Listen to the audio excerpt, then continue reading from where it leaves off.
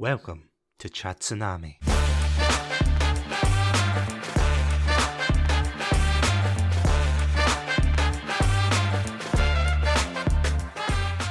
Hello everybody, and welcome to another episode of Satsunami. My name's Satsunami, and joining me today is none other than the hero of time himself, Andrew. Andrew, welcome back. Glad to be back, here to discuss another episode on The Legend of Zelda. Would you believe we've had... Well, this is the second episode, isn't it? Yeah, we did what life would be like living in the Zelda world previously, so this is kind of the sequel to that, just kind of talking more generally about the franchise and our history with it and what it means to us. When I thought I was out...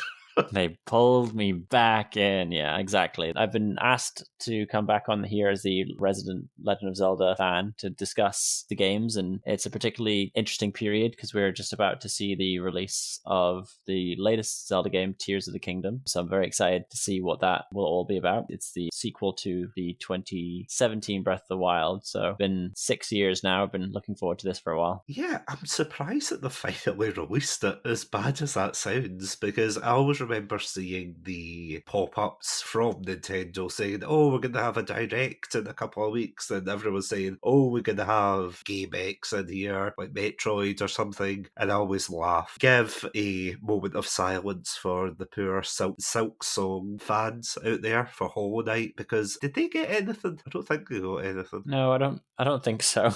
Yeah. Pour one out for them. They're the real victims in this one. But yeah, it was quite surprising when they said, oh, by the way, here's some test footage, and then they brought out more of it, and now we're here. Time flies. In a couple of weeks, as soon as this episode's out, yeah, Zelda will be, or rather, the sequel to Breath of the Wild will be out. But yeah, you're right. Today we're going to be taking a kind of step back in time, and we're going to be talking about really our experience with the franchise, but mainly yours, because as you said, you are indeed the aficionado of this particular game series. I'm going to put my cards on the table before we start here. I'm not going to pretend that I am the biggest Legend of Zelda fan. Like, I think it's a very well-constructed game. You're not?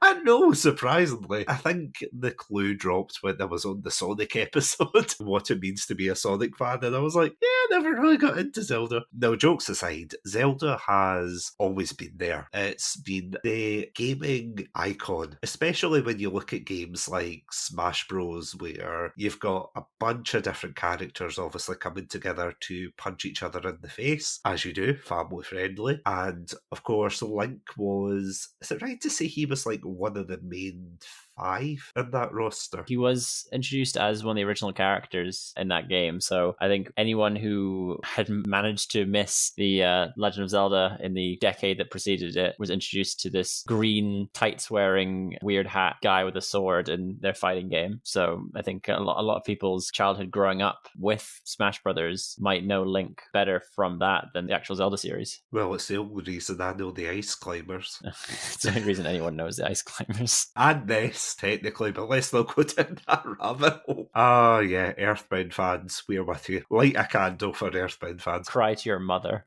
Hey. Yeah, go back to Zelda. Something that I was really surprised at was just how old this game is. That sounds weird to say, considering we are hurtling towards the 30. Well, sorry, I'm already over that threshold, but it's amazing to think that this game came out in the 80s. 1986 was the debut of this game on I was about to say the Super Famicom, but I think it was just the Famicom. And it's really the mark of a good game, isn't it? That even years later, people are still talking about this game. They still have such a reverence for Link and Zelda. Yeah, well, I mean, it's not even just the fact of like the franchise and people's love for the franchise. It is that initial game, that the fact that a game that came out in 1986 or 87 for the West still as popular as it is. There's still people that love to play the original game, and they've re-released it on so many different platforms. The fact that it is now on the Switch Nintendo Entertainment System application has allowed an entire new generation to experience it and play it. I completed it for the first time through that. I actually got given it by Satsunami as a GameCube game, but I ended up completing that through the Switch's version. So it wasn't until very recently, and I've been a Zelda fan for well over 2 decades, that I completed the initial game. And I tell you, it required some Googling to get past certain obstacles. So it's not an easy game.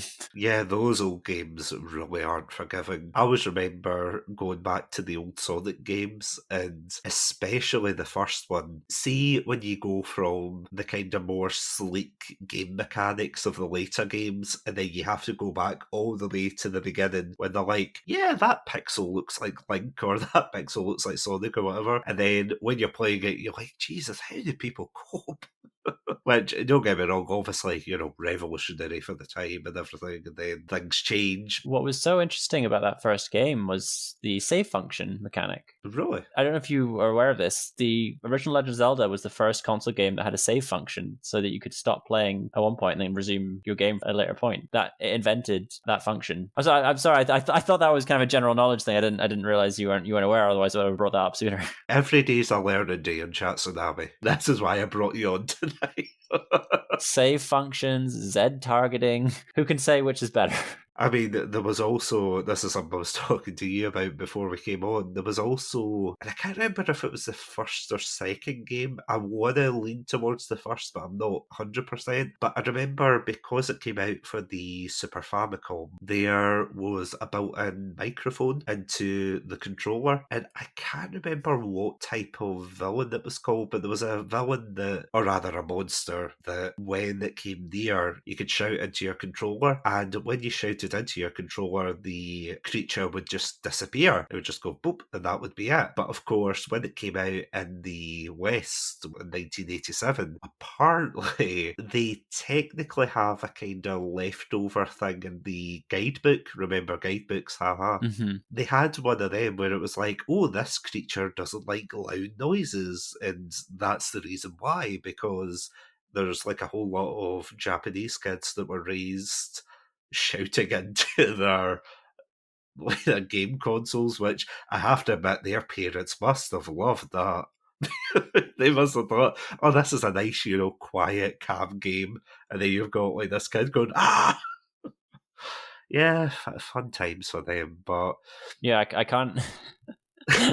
I can't imagine that like they would have sent over that to like the Nintendo of America, and they would have been like, so you're telling me that we're trying to encourage small children to shout at their televisions, and do you think the parents will get on board with this? What I love about that imagery is they thought that wasn't acceptable, but giving children a gun and duck hunt was.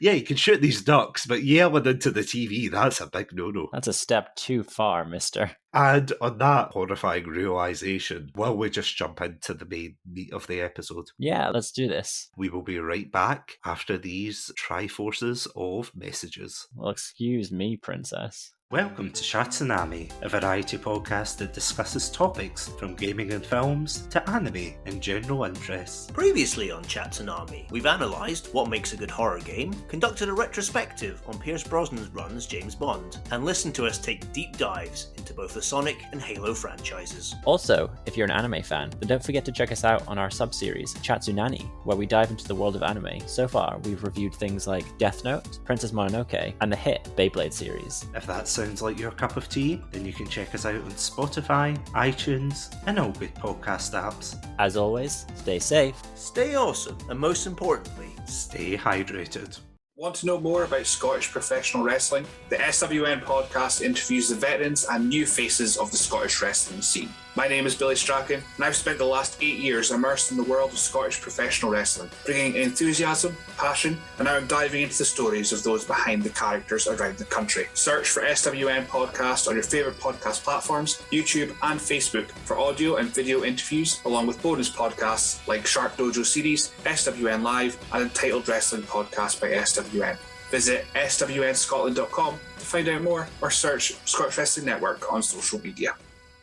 This episode is sponsored by Zencastr. If you're a podcaster that records remotely like me, then you'll know how challenging it can be to create the podcast you've always wanted. That's where Zencastr comes in. Before I met Zencastr, I was but a naive podcaster, recording on low quality, one-track audio waves.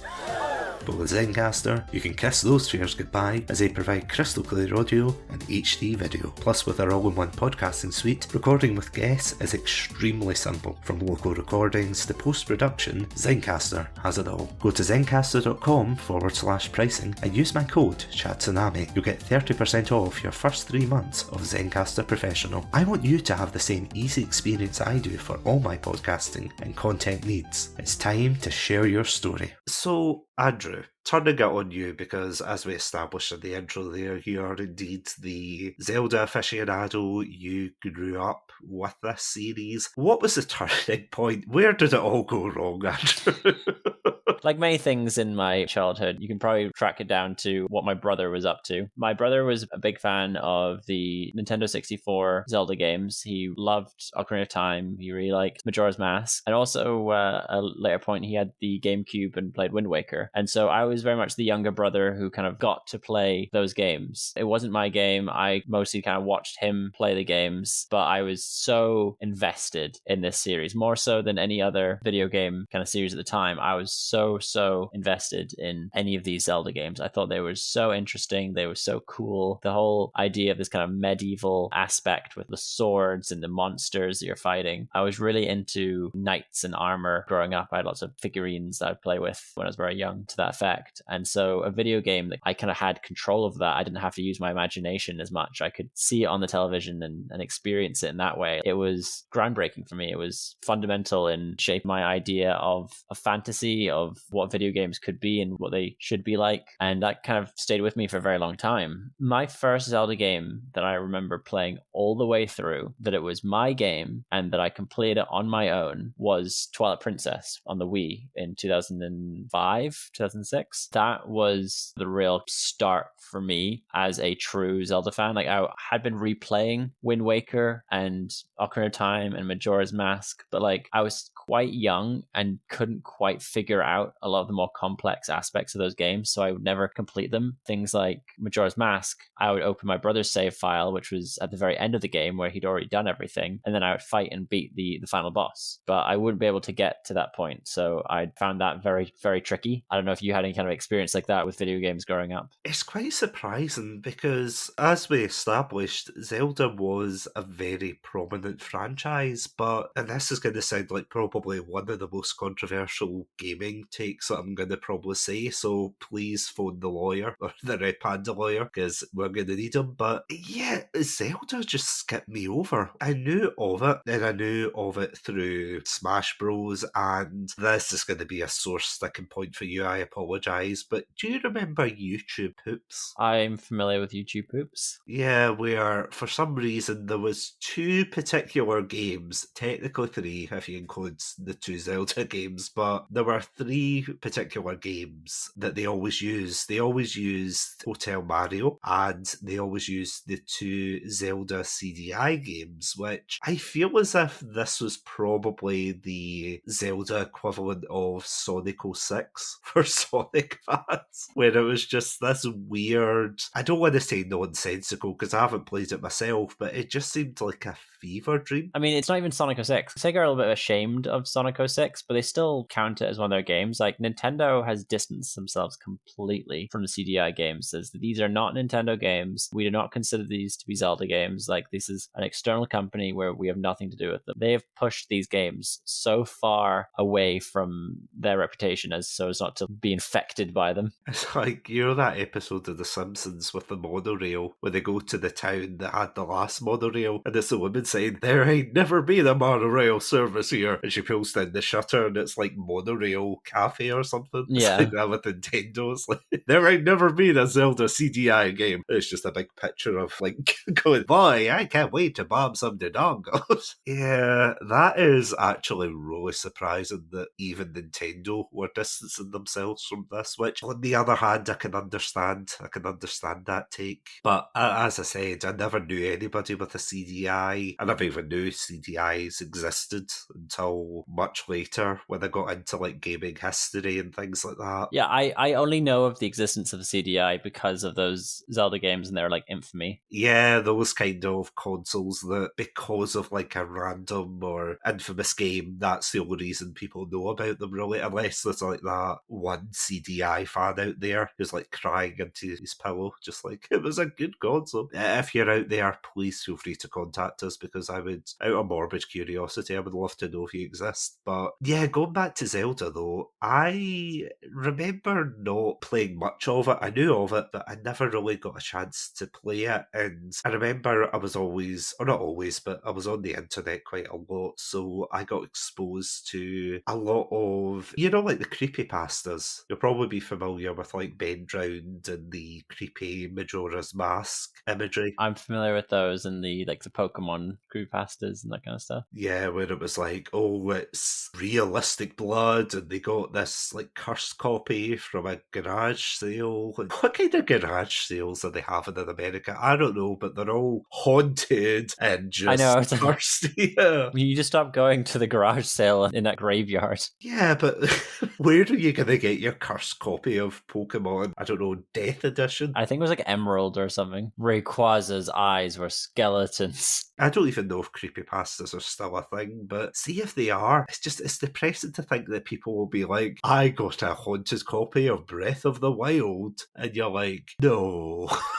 No, go back to Majora's Mask. Yeah, that was my kind of exposure to Zelda. And I remember years and years later getting the GameCube, and I was really into it and everything. And I remember thinking, oh, well, I've never really got into Zelda, so I'll try Wind Waker, which probably not the best game to start off on, because I initially expected Link, which obviously you do play as Link, but I didn't expect Toon Link. So when I printed up the game, I was like, so this is the Legend of Zelda. Also, like, I adore Wind Waker. Wind Waker is one of my favorite yeah. games, but like a very fundamental part of Zelda, I feel like, is the kind of rolling fields, which you don't get when it's an entirely ocean-based game. Maybe not the best game to start on, but it is one of my favorites. I love Wind Waker. It's very stylistic, which I have to admit is one of the things I did love about it, but I never really completed it until you and I were at university, and I think you alluded to it earlier, but we said it in past episodes, but we played through it from start to finish. Or I say we, I played bits of it and you finished the majority of it, and we finished the game and everything, and it was a good experience. Yeah, it was a very fun core memory of university, actually, I think. It also kind of set up this kind of idea to me of us doing content together, that when we were kind of riffing off of the game and having fun, I kind of got the kind of impression that it was almost like a Game Grumps type back and forth. I remember at the time thinking like, hey, we could totally be like Let's Play content creators, and nothing ended up happening for 4 years after that. After Wind Waker, I remember having friends in school who had, oh god, I think it was like the crossbow training or something. I really enjoyed Link's crossbow training. It's a stupid game. Like, it definitely was not worth the money that you had to pay to buy it to play this game. But like getting that kind of shred of like more Twilight Princess content. One of my favorite parts of Twilight Princess was the archery. And so kind of having a game kind of focused around that was quite fun, and I played it quite a lot for a good month or so, and then I just stopped playing it entirely. At the same time, I think they probably released it, and this is coming from a video I was watching of all things on, do you remember the GoldenEye remake that they brought out for the Wii? Oh yeah, I also played that a lot. Yeah, it was the fact that they brought it out for the Wii because they were really struggling with first-person shooters for the Wii. Yeah, there seemed to be an odd kind of period where Nintendo had kind of set themselves up as the kiddie console, whereas Xbox and PlayStation were like extreme, edgy gaming. And Nintendo, instead of kind of embracing what they kind of wanted to try and keep up with Microsoft and Sony at the time. They didn't really seem to kind of know that's not what people wanted from them. And those kind of games weren't ever very successful and don't age particularly well, whereas Nintendo's tried and tested games like Mario, like Zelda, those stand the test of time generally. So it always feels better seeing those games from Nintendo than what they were attempting to do in the early Wii days of keeping up with Microsoft and Sony's more R-rated, edgy kind of style. Would you say, though, that games like Twilight Princess was influenced by that time period, though? Because for the early games, they were bright, they were colourful. I mean, for goodness sake, he wears a green tunic. But by the end of the GameCube era, where, you had Wind Waker with the cartoony looks, and even before that, you had, God forbid, the CDI, as we mentioned. Would you say that Twilight Princess, which is a game I know has a more darker tone, I mean, Majora's Mask notwithstanding, but would you say that was kind of influential for that game? I think to an extent, maybe. What my understanding was that when they created Wind Waker, there was a lot of people that were upset that we had a GameCube demo video that showed a relatively high definition version of an Ocarina of Time style fighting situation that people then thought this was what the new Zelda game was going to be. On mainline consoles, we'd had Ocarina of Time and then Majora's Mask, which had taken this darker tone. And what people were then met with was Wind Waker, a much more cartoony, childlike. The art style was very much diverged from what we'd seen with the prior two Nintendo 64 games. And so whilst Wind Waker now is kind of looked back on with such fondness, there was a lot of negativity surrounding the game initially. And Nintendo, being quite reactionary, thought like, okay, the next game needs to answer this kind of criticism. We need to go to a more dark kind of situation like we had with Majora's Mask. And we need to kind of make it look a little bit more realistic, kind of sticking to, not realistic per se, but sticking to a less cartoony style. We want to try and make it look a bit like Ocarina of Time if it had a graphical improvement. And so that's kind of what we got from Twilight Princess, that we got this storyline that was dark in more than just name. Like, I mean, Twilight kind of shows that, hey, this is much darker than what you're used to. This isn't your grandpappy's Zelda game. I think I might have already used that joke in what I said earlier. And so, yeah, there was certainly an influence from what was the games of the time, that these kind of more edgy, darker games. But I think a lot of it was reactionary from the response to Wind Waker. That is amazing to think, though, especially when the Wii U came out. And was it that console that they brought out the remaster for Wind Waker? Yes, they did. It's crazy to think that they had such a, again, I'm repeating myself here, but such a reverence for this particular game. They're like, oh, this is what the fans want. They want a remaster of this particular game. But from what you've said, it's crazy to think that people didn't like Wind Waker, because I have to admit, as an outlier of the Zelda community, I've never really seen many people complain about it. But it's amazing to think that there was, and again, I don't want to say hostility because it's a Zelda game, people with pitchforks and Majora's Masks running in going like, oh, we want to take it off completely. But going back to what you were saying about wanting a game that resembled Ocarina of Time and Majora's Mask, Ocarina of Time seems to be one of those games that really represent Zelda, I feel, especially the same way that Super Mario 64 represents the origins of Mario in the 3D sphere. Because am I correct in saying, other than the Zelda CDI games, which I know technically they're more sprite-based and FMV-based, was Ocarina of Time the first foray into the 3D world for Zelda? To an extent. I don't know what you would necessarily class something like Link to the Past as, because there is a three-dimensional element to it, more so than we'd seen with the original Legend of Zelda game, and much more so than we saw with Legend of Zelda 2, which was much more side-scrolling. I believe in between that there was Oracle of Seasons, Oracle of Ages, but I might be getting my Zelda timeline mixed up. I'll have to reference the old Google search for that one. But Ocarina of Time was certainly unique. Ocarina of Time had come at a period which pushed Nintendo back into the limelight, that it was fighting against Sega for something new, and you have these three-dimensional titles from such popular game series like Mario, like Legend of Zelda, to compete against the Sonic games that were coming out. So I can't say for certain the originality of its 3D game, because I think it depends on your kind of definition of what a 3D game necessarily is, but it certainly was a unique game for its time, that it kind of introduced so many people to a very different way of playing a game game, despite the fact now looking at it, it does look very janky, very polygonal. Contemporarily, it amazed people that games could look like this, that it could look so real. And I know that even though like Link looks super like pointy and not a real person, lots of girls talk about like how they had a huge crush on this Link. I'm sure it was the sexual awakening for a lot of people. It's so funny when you see it now. I mean, it's not really any different to saying like Lara Croft when she's just like spade face and pointy boobs. Toblerone chest, yeah. Yeah, the Toblerone chest, exactly. It is so interesting now seeing the reactions of people to those games of like wow, this is what games can do. This is incredible. And that you kind of look at it now and you're going like, eh? And just kind of going on from that as kind of a good example is my partner. She played Breath of the Wild, which was the first Zelda game sort of that she ever played, and loved it. Absolutely adores Breath of the Wild. And so I, loving Legend of Zelda myself, said, oh, great, you really like a Legend of Zelda game. Let me now introduce you to the back catalogue of other Zelda games. So I introduced her to Ocarina of Time. And she just got so frustrated that she was being railroaded in the game, that the graphics didn't look as nice, it wasn't as pretty, that the mechanic of turning your character was so awkward and janky, and she kept falling off of things so much. And it just wasn't a pleasant gaming experience for her because she went from the more modern game backwards to that game. And I was so upset because I really wanted her to enjoy it, but I could understand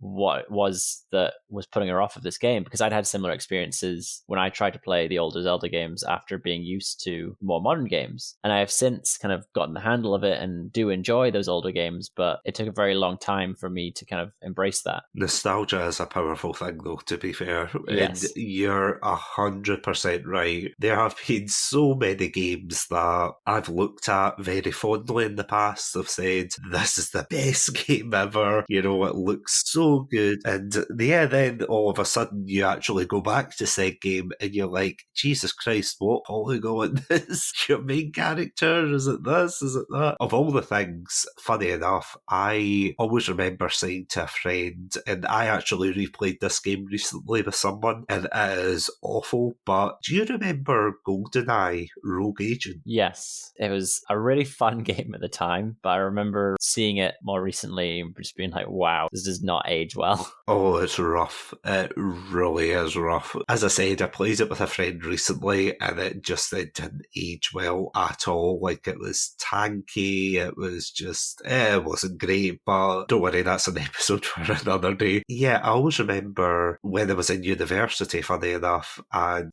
one of my friends came up to visit and we went into this second-hand DVD shop. You'll know exactly the one I'm talking about, Andrew. Say it. No. CEX, okay? CEX. I refuse to call it by its name, its Christian name. But I always remember we went in and that was actually the first time that I had picked up Time Splitters, which that was a great experience. But we saw GoldenEye Rogue Agent for, I think it was like 50p or something, really dirt cheap. And I was like, oh, this game's great, it's fantastic, you're going to love it. Put it in immediately, it was a blurry mess, it was just pixelated, it wasn't great, which is weird because it's a 3D game, but, you know, linking it back to Zelda, it is amazing how you remember things differently in your head. You think, oh, this game is the absolute pinnacle of graphics, of gameplay and things like that. And you do get used to it, though. You do really get used to that in your head. And then when you play modern games and you have to backtrack in yourself, if that makes sense, because I know exactly what you mean. With Breath of the Wild, it is very innovative, and it's so innovative, in fact, that it's become the new, you know that phrase that gaming journalists like to use? They say, it's like Skyrim, but with X. Or rather, they used to say that, like, it's Skyrim, but with guns, or it's this or that. Now they've started using Breath of the Wild. They've been using it for a while, mind you. Like with the new Sonic game, Sonic Frontiers, they said, it's like a Breath of the Wild style game. And it's like, really? You can tell how respected the game series is just by that. You know, everybody's clamouring to be the next Breath of the Wild. From what I've seen of Sonic Frontiers, it feels more like Shadow of the Colossus meets Sonic. On a side note, I was a bit of a, apologies for my language here, I was a bit of a petty bitch because I heard this. People were saying, oh, it's like Breath of the Wild. And I've played Breath of the Wild with you on stream and with the old Let's Play series we used to do. And I enjoyed that. It was a good time, but it ran really well. And ironically enough, I know a Sonic game not running well stopped the presses. That's funny on several levels. Oh, it really is. I always remember them saying that, oh, this was going to be a Breath of the Wild-like game. So I put my money down and I said, right, bet, and I bought it for the Nintendo Switch because I was like, if you're going to sit there and say this is Breath of the Wild-esque, then it better run like a Breath of the Wild game. Spoilers, it didn't. Yeah, again, that's more to do with the Switch and its optimization, but don't come at me saying that, oh, it's like Breath of the Wild and everything, or a Breath of the Wild-esque game. Don't come at me saying that when it obviously isn't, but that's a whole rant for a different episode. But out of curiosity, kind of going back a wee bit to talk about the N64 era with Ocarina of Time, as we said, which I have to say, and I'm ashamed to say this, but the first exposure I had to playing that game was the 3DS version. The 3DS version actually is alright. I'm not going to sit here and be like, oh, it wasn't great, but out of curiosity, see when you were going to like school and things and you were talking to your friends, was it popular to openly express your interest in this game? No, I got made fun of quite frequently for being that Zelda kid, that no one else I knew played Zelda games. They all knew that I really liked them and I always played them, and there was one occasion, and I'm ashamed of this now given the game it was, but when Skyward Sword came out, I declined hanging out with my friends because I said I wanted to play the game, and they were like, you're gonna not hang out with people in real life so you can go play a video game? And I was like, I saw no issue with that. I was like, yeah, of course, it's a Legend of Zelda game, of course I am. And I look back now and been like, oh, so many memories that could have been created instead of nightmares from fighting the same boss the third time. I don't like that game. Yeah, is that one of the lesser favoured games in the community? I would certainly say it's lesser favored in the community. I think there are people that do like it. Playing through it for the first time, there were certainly things I was frustrated about, but I did, for the most part, enjoy the game and enjoy the story. And so I'm overly critical of it, I think, because there is a level of enjoyment I do have with it, but I think it is a weaker entry than most. And I have the remake. I very kindly got that as a present from a family member, which I've not yet finished, actually. I need to get around to doing that. But they did fix some issues within the remake, but some of the issues are quite fundamental to the game, so they couldn't unfortunately be fixed. Those who have played the game will be kind of aware of some of these issues, the very empty hub world of Skyloft and like the flying around not really giving you much to do, and then repeating the same areas over and over again in the kind of lower world and having to fight this one particular boss several times became very taxing and uninteresting. And then throwing in the motion controls, which didn't always do what you wanted them to do, made the entire experience a bit frustrating at times. There are certainly games that made me angrier, and there's probably even Zelda games that I've been angrier at than Skyward Sword, but it always feels much more daunting to kind of get into than most Zelda games. Like, I would happily restart Wind Waker, I'd happily restart Ocarina of Time, but getting back into Skyward Sword and like remembering a lot of things that I'd have to go and do is always a bit harder to motivate myself to do. One unfortunate thing is that Nintendo brought out a HD remake of both Wind Waker and Twilight Princess on the Wii U, a console that I never got. And so I would have loved to have been able to play those games again in an updated, higher resolution on a console that I have, but I didn't get the opportunity to. Likewise with Ocarina of Time on the 3DS. I've only ever played them in their original format, either through like an emulated version on the Switch or on the Nintendo 64, or I think there was like a version on the GameCube. And so I've not played like an updated version of those games, and I'd really like to. I really want Nintendo to re-release it on the Switch. I don't think it'd be that difficult, so it's strange that they've delayed those releases so much. Yeah, I feel as if that's a Nintendo-centric problem overall with a lot of their IPs, like especially with Pokemon. That's a whole other thing, that they've got the games there and everything, and the fact that, and again, you know, for legal reasons, not endorsing ROMs or anything, or emulation, but the fact that in like 2005 onwards, or maybe further on, maybe later later, like 2008, 2010, the fact that you could emulate Pokemon games and all these different types of games compared to what Nintendo's putting out. Like, they'll put out an emulation of like a particular game that runs really poorly, and then they'll have that shocked Pikachu face of, oh, why are people pirating my stuff? And you're like, well, you're not really giving them any option. It is weird that they haven't re-released it. You know, they re-released Skyward Sword, which, am I correct in saying that was like, at least here, £60? Or like ridiculously expensive? It was a full price Switch game. It was the same as any, if like you were buying Breath of the Wild or anything like that. They've gone very expensive. Like, I just purchased or just pre-ordered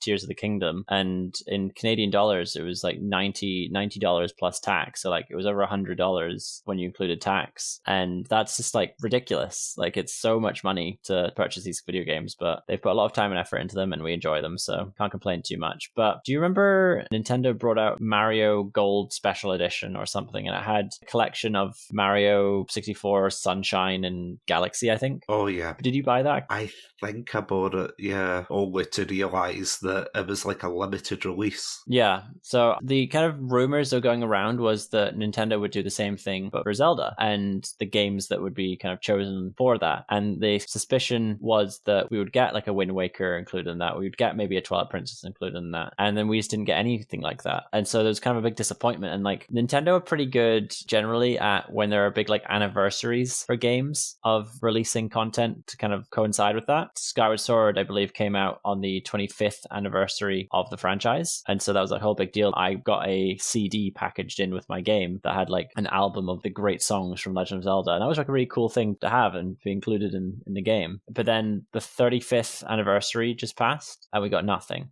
And I don't think anything particular happened on the 30th anniversary either, if I remember correctly, but I might be wrong. Maybe there was like a compendium, like a Zelda Hyrule Historia or something came out then, maybe. I'm not sure. But yeah, no, they've kind of dropped the ball a little bit with their anniversaries recently. I mean, it's Nintendo we're talking about here. Yeah, it's not like it's an indie studio that's, you know, struggling or anything. So, yeah, that is weird that they put their all in for the 25th anniversary, and then they kind of thought, it's only 30.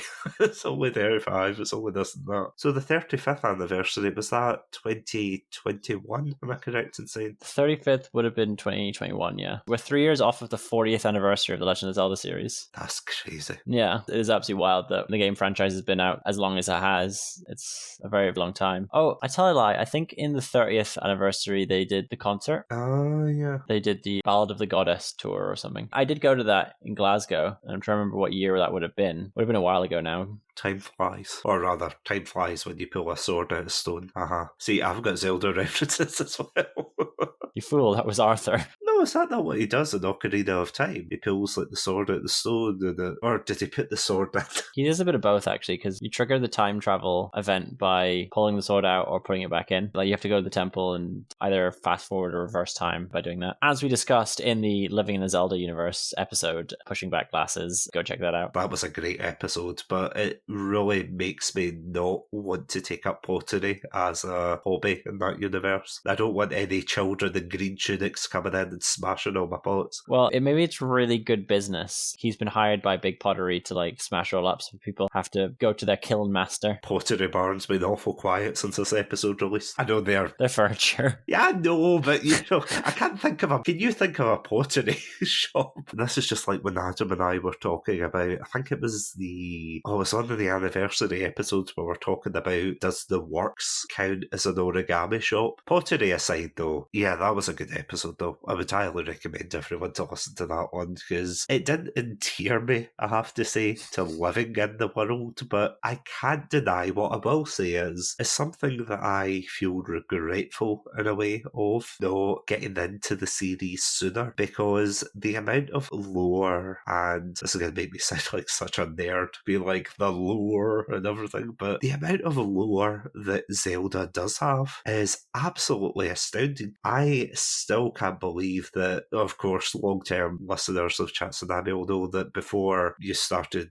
going by Andrew, which, of course, you're in, but before you were referred to as Green Shield, which obviously I won't go into the origin of said name, but I always thought that was a Zelda reference, the lore. But I genuinely thought that was a Zelda reference because I was like, oh yeah, Link, he's got a green shield. Oh, of course. He's green, he has a shield, he must be Green Shield. Yeah, that's exactly what I was thinking. And then you're like, no, he's not. This was like a brain fart meets Mandela effect. Yeah, I was going to say, it was like some weird Mandela effect, but like only you. Yeah, but I was like, no, he has a green shield. And I looked at him like, oh my god, of course he has a blue shield. It's not like I've been playing video games all my life. I was like, oh, I was so embarrassed by that. I was like, oh, God, of course. So, yeah, going back to Zelda, though, it is absolutely amazing that, and probably next week, when this episode airs, next week will be the debut of Tears of the Kingdom. I suppose the basic question that I've got to ask you first is... Wait, is Tears of the Kingdom coming out around the same time as the coronation of Charles? The week after. Yeah, did you not see the discourse on Twitter for that? I saw the discourse on like the Queen dying and like delaying the announcement because the Queen had just died. Yeah, that's actually surprising. Well, not surprising, it's obviously a coincidence because I'm sure they've been planning this for ages. Do you think their PR department must have been in uproar over it? God damn it. It sounds like a South Park episode, doesn't it? It's like, oh, god damn it. Obviously, you're looking forward to it because you pre-ordered the damn thing. But at the same time, though, have you got any expectations for it, or what you expected is what I'm asking? Well, what was quite interesting about this build-up to this game is with Breath of the Wild, I felt like there was such a big build-up of seeing the gameplay, having all these kind of demos, this big kind of marketing push around it. The fact that it was also the kind of opening title with Switch coming out, so like you had a lot more demos regarding the Switch, kind of see its capabilities, capacity. Whereas this is like, there was a trailer a long time ago for it, and then nothing for a very long time with Nintendo's being like, we promise we're working on it, we're getting there. And so I was with like next to nothing coming out for so long, but they'd been maintaining like, yes, we're going to make this spring 2023 deadline. I was like, there is no way in hell that they are going to keep to that timeline when we've heard next to nothing about the gameplay. There's been no release about that whatsoever, but fair enough. They've managed to keep to that timeline. Hopefully the game is good and not like super janky or anything like that. Sometimes it's a little bit suspicious when you don't really see much surrounding it, like not completed or something like that. But Nintendo are not usually that kind of company. They have a pretty good seal of approval, especially with their own IP. So what you're saying is they're not Sega. I mean, they do what Nintendo don't they? So I was nervous for a long time, kind of in the build up to this game, just having not heard anything about it, but I am very excited. They've been releasing some stuff more recently, showcasing some new building mechanics that you have within the game and different power sets that you have. The graphical output seems to be very similar to Breath of the Wild and seemingly kind of just the same world with a few landmark tweaks, including more of a vertical element where you have this kind of world in the sky, hopefully dealt with better than Skyward Sword did. And so I'm really looking forward to this game. I imagine around a little while after the game comes out, we might do a analysis of it, or perhaps we'll do some recorded gameplay of it. I'm not sure, but I'm really looking forward to playing the game, and hopefully I can convince Satsunami to get on board with it. I know you're getting back into Breath of the Wild so that you can talk about that a little bit more. Spoilers for next week's episode, but we are of course going to be talking, as topical as it is, we're going to be reviewing Breath of the Wild, which is only 6 years too late a review to say it's good. Obviously, everybody knows it. If you guys haven't heard about this game, you should play it. That pretty much sums up most Zelda games, doesn't it? It's like, it's good, go buy it. It's good. The only ones I think you would struggle to say that about is probably the CDI games. I wouldn't recommend Four Swords, personally. I don't like those games. They had a Game Boy Advance version. They also had a GameCube version. There was that wire where you could plug your Game Boy Advance into your GameCube and it would like connect characters or something. It was like, there was some weird stuff Nintendo had going on with those kind of things. They love their little gimmicky elements, Nintendo. They love doing some weird stuff like that, like gyroscopic movement in games and adding elements where you could print off something from your game with like the Nintendo printer. And as you mentioned earlier, the the microphone feature in the Famicom system in Japan. I mean, I'm looking over right now at the GameCube I've got in one of my shelves, and I've actually got, the adapter for the GBA games that you can actually put in, so you can slot the Game Boy Advance games underneath, and you had to put in the special disc into the GameCube so you could actually play Game Boy games on the GameCube, which, don't get me wrong, it's cool and everything, but some gimmicks probably don't hold up as well. I mean, even in Sonic games and things, there's a lot of Game Boy Advance crossover, with the Chow Garden and things like that, so I can only imagine it would be probably worse for Zelda with it being, its IP, because am I right in saying that? I know we're kind of going from a positive to a negative here, but am I right in saying that Zelda has a lot of gimmicks when it comes to each game? It varies from game to game, but a lot of the time there'll be certain elements that the game loves to utilize. In Skyward Sword, there was a particular element with gyroscope controls. There was this remote controlled beetle thing that you could fly around, and you were navigating with your remote, just kind of moving your remote and tilting it in certain directions. Because you had the Wii Motion Plus. I don't know if you remember the Wii Motion Plus. Oh, was that the big block that you would a block attachment you put onto your Wii controller, so you could play Wii Sports Resort and those kind of games. One of the big kind of things that Zelda games did was that for each temple that you were going through, you would unlock a item that would allow you to progress the remainder of that temple, and would usually be the weakness of the boss at the end of that temple. You can be pretty confident that if you've gone through the temple and you finally get the bow and arrow, you're oh, okay, the final enemy is going to have a giant eyeball that I have to shoot. I mean, that's just video game 101, isn't it? Where it's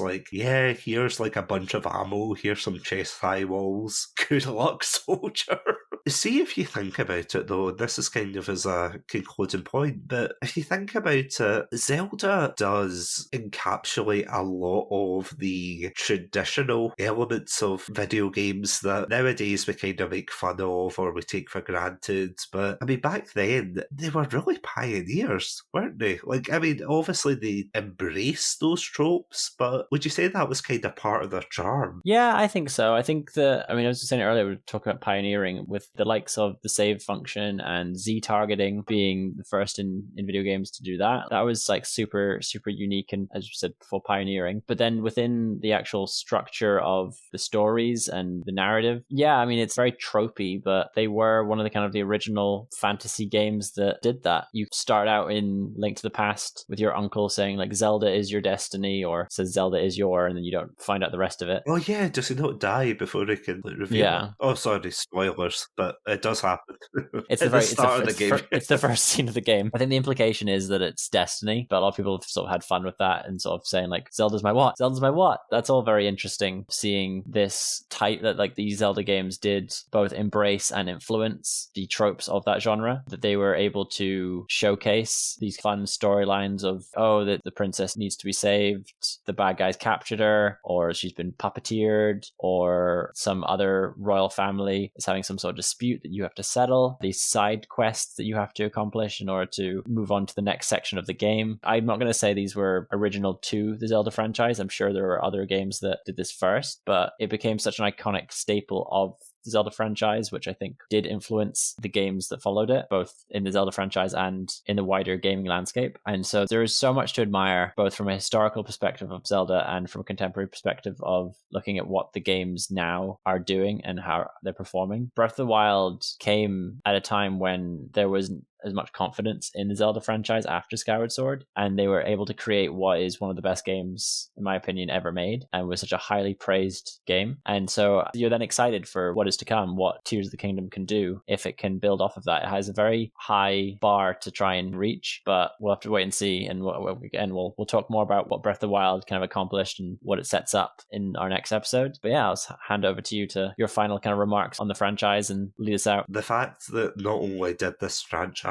pioneer a whole genre, as it were, of gaming, but also in a way was so divisive, which has been quite surprising to learn throughout this, because you always see the fans come out in droves. Is it safe to say that, a lot of Zelda fans, no offence, are quite vocal about their love, in the nicest way possible? I mean, they're quite vocal about how much they do love this series. I think yes. What's interesting is, if you'd asked me that 6 years ago, 6-7 years ago, I would have said, not really. I've not really heard any Zelda fans. I've not really seen any other Zelda fans like out and about. But now, just kind of more so over in North America, I think, than what I was used to in the UK. Just going around, people will be wearing Legend of Zelda t-shirts, backpacks. The kind of online interest in it is ravenous. When you watch like a Nintendo Direct, the majority of the comments are like, what's this? This isn't Zelda. Show Zelda. We want Zelda level of comments. And so there is a fervor for the franchise that I was not familiar with growing up, that it felt very much like an insular, a game that only my family played. My brother played it, I played it, my sister was aware of it, I think maybe played some of it. Outside of that, it wasn't really a thing, and that I was the weird one that played this fantasy game with a green guy in tights and a funny hat, that this wasn't a huge franchise game, and I didn't realize how big of a franchise game it was, that it was so important to so many people. And so kind of getting outside of that bubble and realizing that like outside of that bubble there's another bubble, but it's much wider. It was interesting that there is a community out there and there is an interest for these games. And it is absolutely fantastic to see that, though. Even in the last episode that I had done with Wisteria Moth regarding the Sonic franchise, where we talked about this kind of need to, and it sounds like really dramatic to say, oh, you have to keep it under wraps and things. And again, I don't want to age us up or anything, but I don't think people nowadays, like people growing up nowadays with these games, really know the social stigma behind certain games, like especially with Legends of Zelda. Legends of Zelda is, by all means, it's a fantasy adventure game, and the whole idea about, I mean, like, for example, the key one to think of is Dungeons and Dragons, which wasn't really as, like, it was popular-ish, but it still had that social stigma until, like, other things like Critical Role and so on, those kind of shows came along and popularised it again, so then it came into the mainstream fandom, as it were. So I feel as if Zelda, maybe not to the same extent, I wouldn't say that, but with Breath of the Wild especially, you're completely right, it does feel as if that is the game that has reignited the interest in the franchise again. Because I have to say, even I bought Breath of the Wild, although I know I haven't completed it, but I'm working on it, trust me. But it is weird to see that people who didn't really initially have an interest in Zelda are all of a sudden coming back to it because of Breath of the Wild. And I mean, it was like what you were saying with your partner, that she wasn't that big a Zelda fan and everything, and then all of a sudden she loved Breath of the Wild because it is just so expansive. You can explore places, you can, I'm not going to like say, oh, you can do anything and I don't have to sell you on it. You know, it's a bestseller after 6 years. But as like a closing point, is there anything you would say to like aspiring Zelda fans, people wanting to get into the franchise for the first time? My recommendation to new Zelda fans, to maybe those who haven't played any of the games yet, I would suggest not playing Breath of the Wild first. I think that there is a risk of a similar thing happening to what happened with my partner, of you not being able to then kind of appreciate the journey of the game's franchise to that point. Everything after Breath of the Wild, to those who don't have existing nostalgia for it, feels incomplete. So I would recommend starting with either Ocarina of Time or A Link to the Past and trying from there. But if you've already played Breath of the Wild, I would suggest try Wind Waker. I think you'll like Wind Waker. And that you have, hopefully, after experiencing what is happening in the more recent games, you'll have quite a good journey ahead of you. You're going to enjoy Zelda games for years to come. You have a huge backlog of games that you can fall back to. Hopefully, with Tears of the Kingdom coming out, we'll have a new game that everyone will enjoy just as much as they did Breath of the Wild. And if you don't enjoy the games, then Andrew's got Mr. Tingle on speed dial. If you're a new fan, you won't know what that means, but trust me, by the time he's finished with that phone call, he probably will. So, yeah.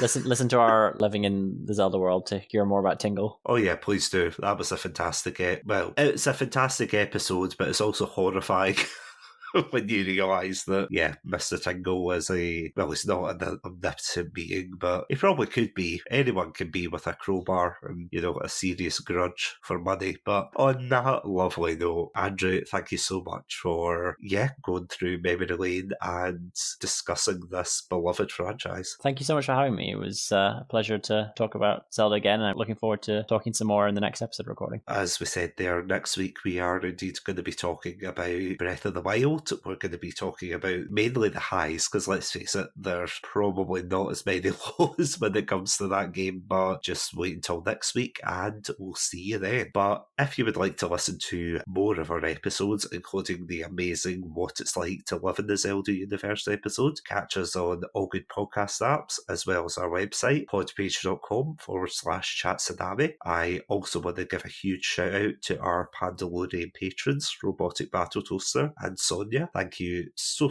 much for supporting the show. We also recommend that you check out the new Let's Play series, Chatsu Plays, which we are uploading some archived footage onto, and we'll hopefully be recording some new content in the coming weeks and months. Definitely go check that out, because so far we only have 2 episodes out so far. That is around our very and totally not chaotic episodes where we played Halo 4 and Halo Reach as well, which thank God you missed that, Andrew, because it was too much betrayal. That's all I'll say. So if you're interested, yeah, as Andrew said, go check it out on YouTube under the channel name Chatsu Plays. But until then, before we wrap up, there's one more thing that indeed we are working on, aren't we, Andrew? Yeah, we'll have some fun news to announce in the next few weeks. I'm not quite sure how soon we'll be able to announce it, but there will be some new content heading to your earways very soon. We hope you guys will enjoy, and we're looking forward to making that announcement very soon. Yeah, the information is very much under lock and key. The Red Panda's telling us we're not allowed to tell anybody about it, so keep an eye out on Twitter at ChatSunamiPod, and yeah, we'll see you there. But until then, stay safe, stay awesome, and most importantly, stay hydrated.